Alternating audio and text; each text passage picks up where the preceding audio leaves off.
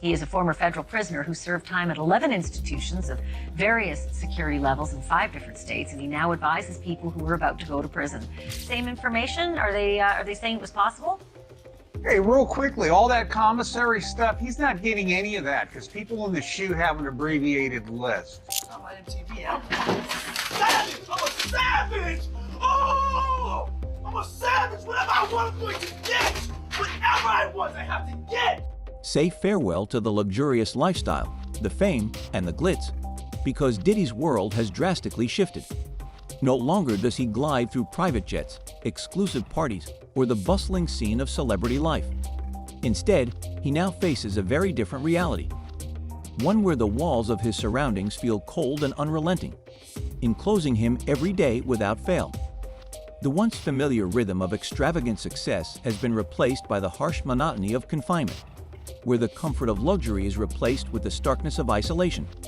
His world, once filled with adoration and endless possibilities, has been replaced by the unyielding presence of 4 cold, unforgiving walls. And in their shadow, his everyday now plays out in stark contrast to the high-flying existence he once knew. Jail is terrible for anybody, but for someone who's used to having people wait on them hand and foot and never stands in line and always, gets front row and gets the best table and get to have the exact opposite, what a life-changing moment. Life at MDC is a far cry from the glitz and glamour of red carpets and private jets. This place, often dubbed Hell on Earth, lives up to its ominous nickname with its brutal conditions, cramped cells, and a suffocating atmosphere that has crushed even the most resilient inmates. MDC is notorious for breaking even the toughest spirits, creating an environment where hope seems like a distant memory. But here's where things get interesting.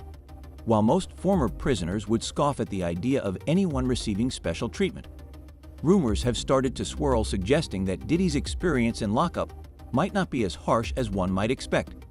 And just when you think the story couldn't get any more shocking, a former prison guard has stepped forward with claims that are bound to make you do a double take. What's really going on behind those grim walls? It seems there's more to this tale than meets the eye, and the truth may be even more jaw-dropping than anyone could have imagined. You have your bed with a 1.5-inch mattress, no pillow, and you also have a locker. So you basically have 3 feet by 5 feet to move around. So you have a basic 15 square feet. It is a horrible, horrible place. So what's really happening behind those bars? Is there more to this story than what meets the eye? Get ready, because we're about to peel back the layers of mystery and dive deep into the swirling rumors surrounding Diddy's time at MDC. If there's even an ounce of truth to these whispers, things are about to take an unexpected and jaw-dropping turn. The prison, infamous for its harsh realities, is a place where few escape unscathed. It's a place that's broken even the hardest of men. Yet, as whispers of preferential treatment for Diddy grow louder, the narrative starts to shift. Could the music mogul's experience be drastically different from the rest? Are these rumors simply wishful thinking, or is there a deeper, more complex story unfolding behind those high walls? What we know is that an ex-prison guard has come forward with shocking revelations, claiming that the conditions Diddy is facing might not be as extreme as one would assume. If these claims hold water, it would cast the whole narrative in a brand new light, suggesting that someone with power and influence could navigate the brutal confines of MDC far more comfortably than the average inmate. As the pieces of this puzzle start to fall into place, it's clear there's much more going on behind the scenes than anyone could have guessed. Hold tight, because the truth could be far more explosive than anyone anticipated. The music mogul who once traveled by private jet to all those mansions is now in a jail that is notorious for its bad living conditions. Sean Combs, better known as P. Diddy, or now, inmate 37,452D54, is living a nightmare at New York's Metropolitan Detention Center, MDC, in Brooklyn, an institution so notorious that it's earned the chilling nickname Hell on Earth. Luxury is a distant memory for the music mogul. Instead, he's confronting brutality, drug-fueled chaos, life-threatening tension, and the grim reality of shared showers. This isn't the kind of party Diddy ever imagined himself attending. For a man who once reveled in the highest circles of fame and fortune, hosting exclusive white parties with celebrities, models, and unimaginable decadence. His fall from grace couldn't be more dramatic. His story took a dark turn in September 2024, when his world unraveled with the sudden crash of a series of serious criminal charges. Prosecutors slapped him with accusations of racketeering and running a criminal enterprise connected to numerous offenses against women. Once a cultural icon who dominated the 90s and built a billion-dollar empire spanning music, fashion, vodka, and more, Diddy's swift and brutal downfall has stunned many. In his prime, he was the embodiment of opulence, a man who turned luxury into an art form. His parties were the stuff of legend, filled with the wealthiest and most influential people, all indulging in excess. But today, that life feels like a distant dream, and his reality couldn't be more different. Currently, Diddy is being kept in isolation for his own safety. But this isolation is far from comfortable. Severed from the outside world, he has limited communication, with only brief moments to speak with his legal team or family. The silence must be suffocating, locked in a cell with nothing but his thoughts, surrounded by fear, anger, and regret. His attorney has stated that MDC's conditions are far worse than simply missing out on luxuries. The facility is notorious for its inhumane environment.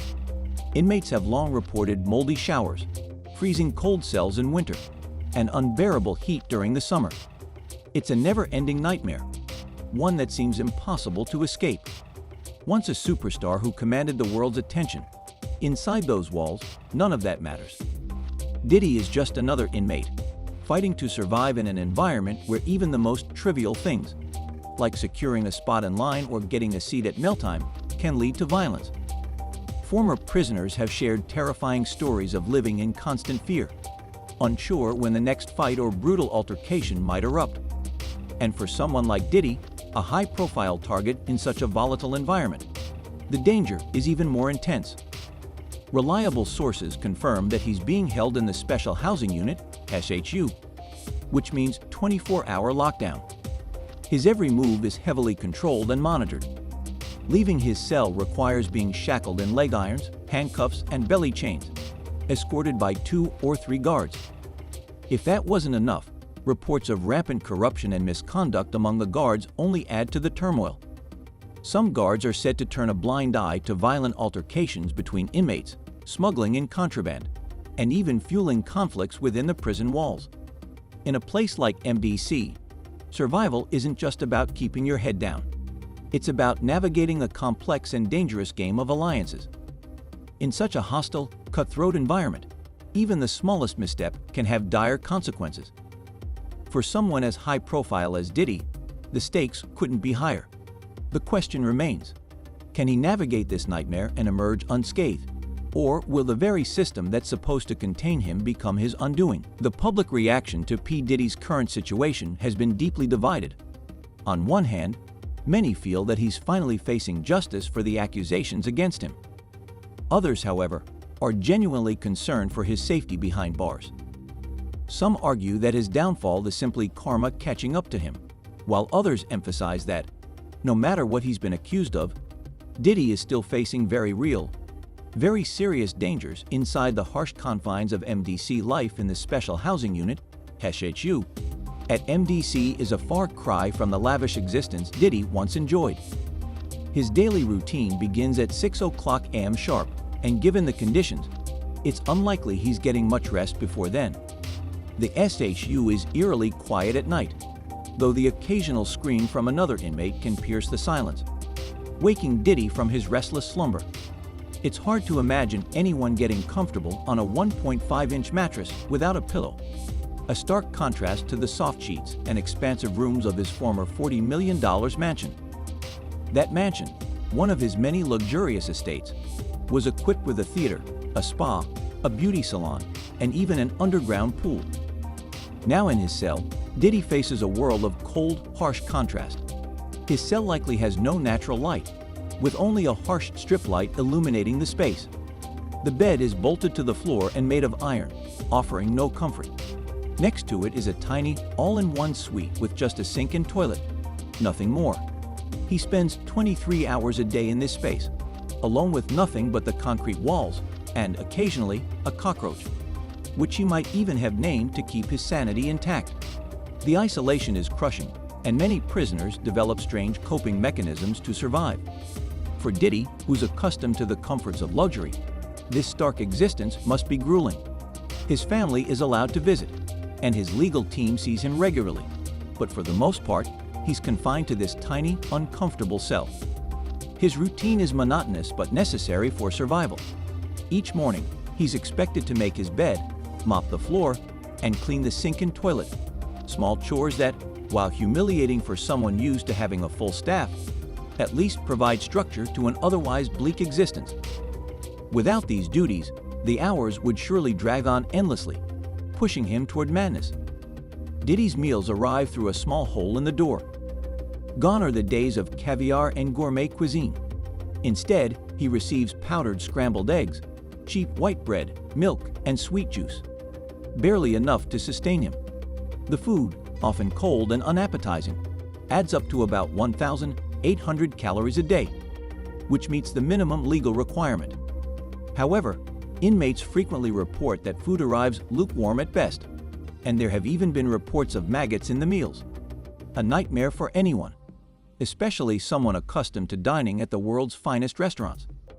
While he has access to the prison commissary, where he can buy candy, coffee, snacks, and personal items like clothing and radios, Diddy's financial freedom is far from what it once was. Though he may be used to spending millions without a second thought, he now has a budget of just $160 every 2 weeks. That's a fraction of what he used to spend, forcing him to make difficult decisions about what to buy from the commissary. It's a reminder that even though he can still purchase some comforts, his options are incredibly limited compared to the extravagant lifestyle he once enjoyed. Access to reading materials is also restricted. While Diddy might find solace in reading, the SHU doesn't offer the same library luxuries he was once accustomed to. Inmates primarily rely on the jail's electronic law library for legal resources, which, as one former inmate described, offers little more than the bare minimum. For someone used to having everything at his fingertips, this lack of resources must be overwhelming. Personal hygiene is another struggle. Inmates get to shower just 3 times a week, and the conditions in the MDC's showers are notorious. Mold, poor ventilation, and unclean facilities are a constant issue.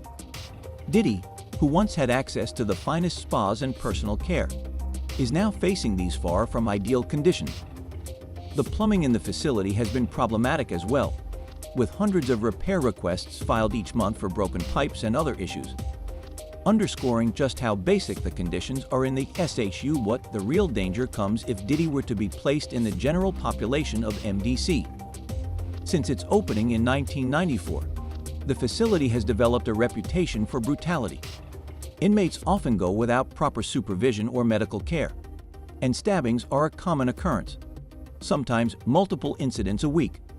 Homemade knives, sometimes as long as 9 inches, are often used in attacks. In one tragic case, an inmate who was stabbed multiple times was given a 25-day lockdown instead of immediate medical care, while another inmate was fatally stabbed. Corruption within the system further complicates matters, with some correction officers reportedly turning a blind eye to violence and even smuggling in contraband. The situation has gotten so bad that some judges are hesitant to send prisoners to MDC. However, with the closure of the Metropolitan Correctional Center, which housed high-profile prisoners like Jeffrey Epstein, MDC remains one of the few options for housing individuals like Diddy. Any harm that comes to him while incarcerated would likely cause an uproar, with significant consequences. Recently, reports have surfaced that Diddy might have been moved from complete isolation to a dorm with another high-profile prisoner, former crypto mogul Sam Bankman-Fried. This move would come with its own set of challenges. Living in a dorm means 24-hour paranoia, constantly being on guard, and sleeping with one eye open. Despite the fact that the dorm is meant for protective custody, it's not free from danger. Diddy would likely need to pay someone for protection, which, even with his wealth, is no guarantee of safety in a place like MDC, adding another twist to the situation. Rumors have surfaced about Diddy's interactions with fellow inmate Luigi Mangin, who is facing serious charges. including the murder of United Healthcare CEO Brian Thompson, while sources claim that Diddy has struggled with hostility from other inmates.